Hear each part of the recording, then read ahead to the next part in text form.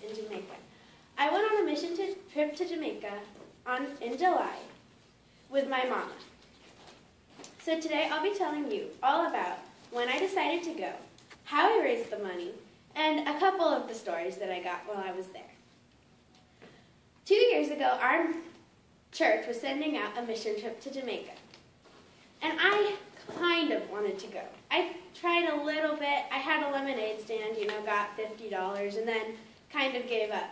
So they went, and I didn't go. But then last year, I just felt like I had to go to Jamaica.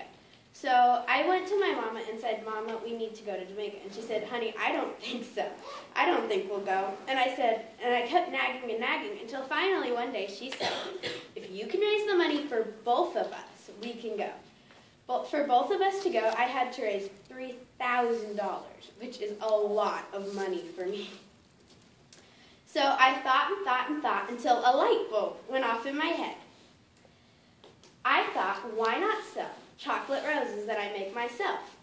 So I sold them for $3 a pop and ended up raising $500 because I sold them for Valentine's Day. Then I went on to sell them for Easter and then Mother's Day. Altogether, I raised $1,500, which is enough to cover me. Then I sent out my letter, and with that, I raised an extra $1,000 than what I needed to go on this mission trip, which was awesome because I got to put the $1,000 into the general funding account, and it got to help buy people tires, fix houses, and buy VBS supplies, which was a huge blessing. Now I'm going to tell you quite a funny story. We were going to be working in two different cities, one in Beverly and one in Baylor. They were both in the hills of Jamaica.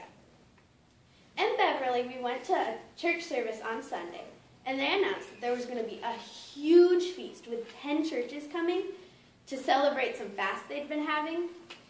At the same exact time, we were doing the VBS, so that we'd been planning to do there for over a year. So we asked them if we could use the cow pasture that was across the street. It had real live cows in it. And so they said yes, so we got up bright and sunshiny early the next morning. And we had to pick up the dried cow patties and throw them like frisbees so that we could make room for all the kids to sit. It was an experience like I've never had before, let me just say. Then my mama was in charge of teaching VBS for the kids that were 6 to 10 years old. And I helped. And all of a sudden, this huge, like 500 or 600 pound bull comes up and just ambles by and goes, moo. It was really funny. Nobody else paid attention to it except for me and my mama. We've got hundreds of pictures of this weird cow.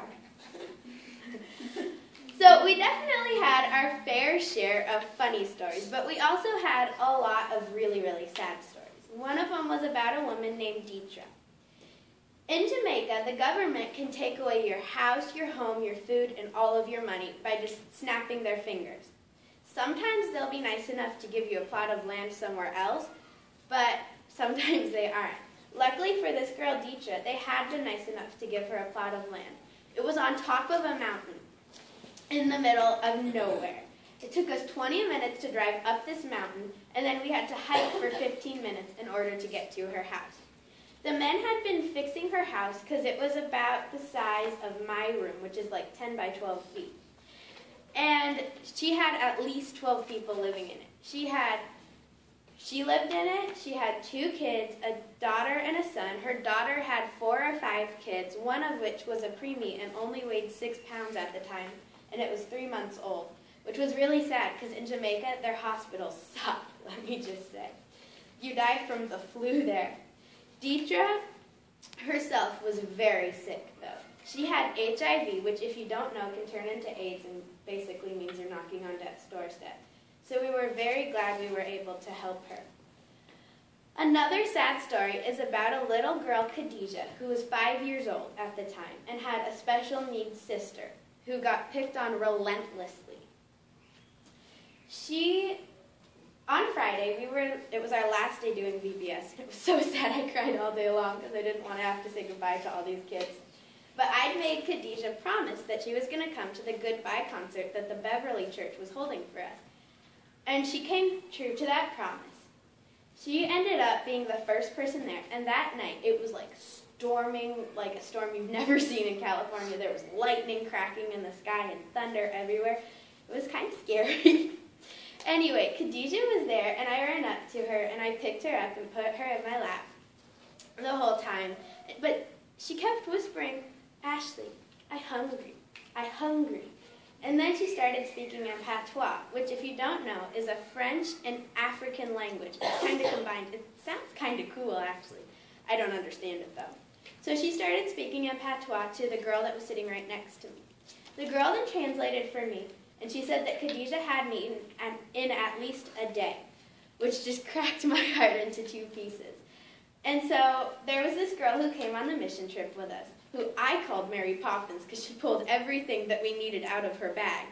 But her real name was Lindsay. So I ran up to Lindsay and I said, "Khadijah hasn't eaten in one day, what should we do?" And she was like, "I have almonds." And so we weren't supposed to give Khadijah any food at all because then we have to give it to, them and them. But we felt like Khadijah really needed it because she was like, that thick and hadn't eaten for so long.